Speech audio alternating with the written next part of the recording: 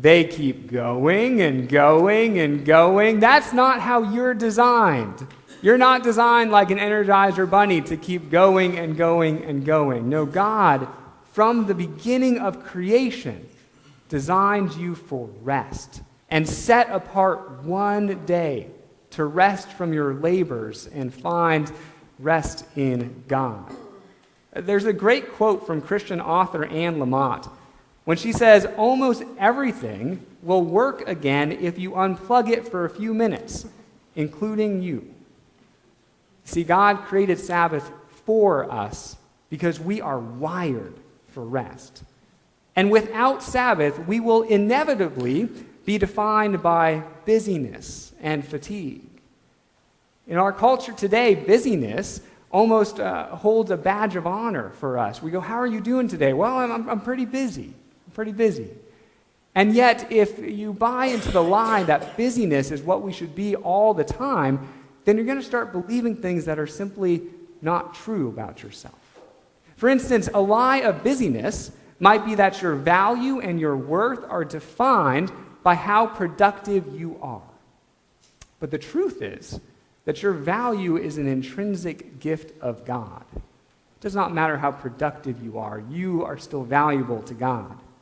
A lie might be if you slow down, you will fall behind.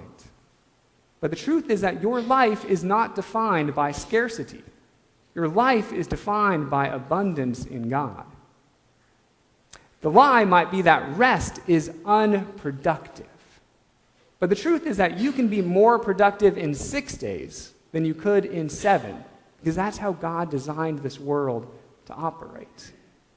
The lie might be that rest is laziness in disguise. But the truth is that rest is an opportunity. It's an opportunity for you to commune with God. A Gallup study was done in 2018, and the study found that 2/3 of working Americans suffered from burnout in the year before. And they described burnout as extreme stress, as exhaustion, and the feeling that you can never keep up. And then when they interviewed some of these people, what they found is that those who suffered from burnout felt like that was the expectation.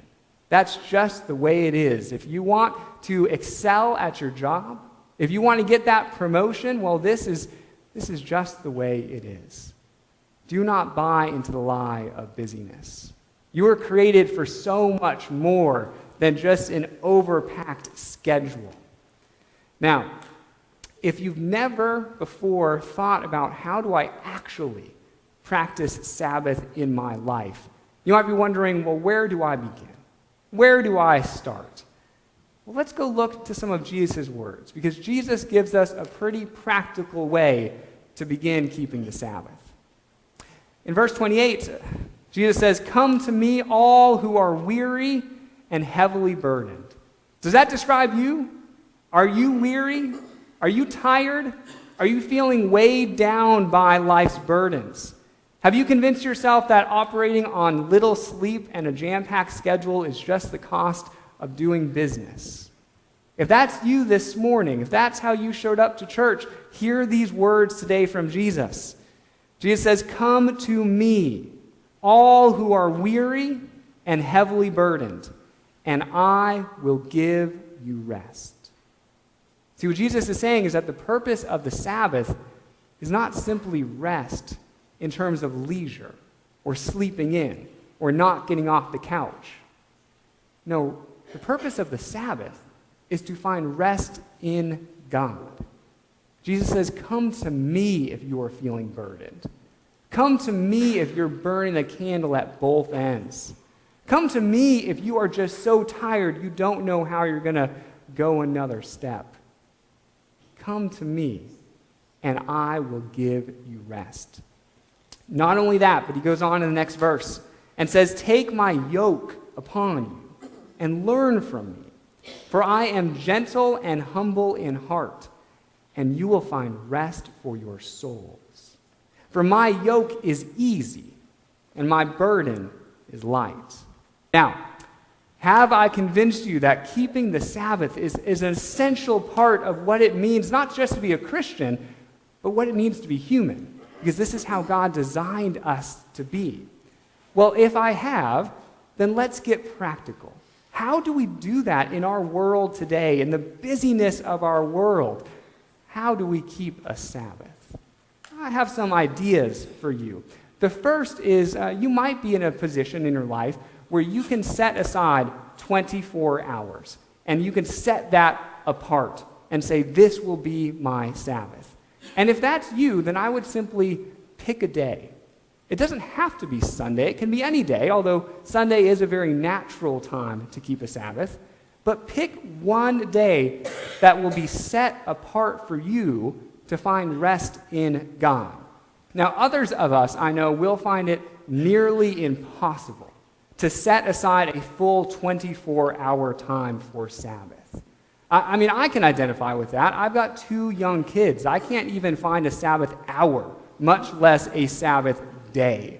And so if you're in that boat, what I want you to feel when you walk out of here is not guilt.